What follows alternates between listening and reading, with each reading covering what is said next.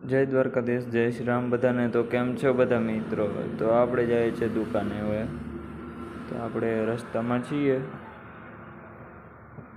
જઈએ અહીં દુકાને।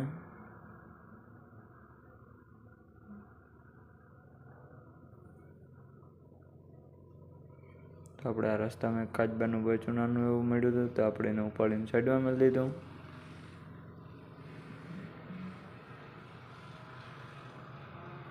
આપણે દુકાને આવ્યા અને આપણે અહીંયા મેસીને કાલ આપણે ખોલી નાખ્યું હતું। સાંજે વિડીયો ઉતારવાનું રહી ગયું હતું, જેમાં ફેસિંગનું કામ કરવાનું હતું, ફેસિંગ પ્લેટ ને એનું।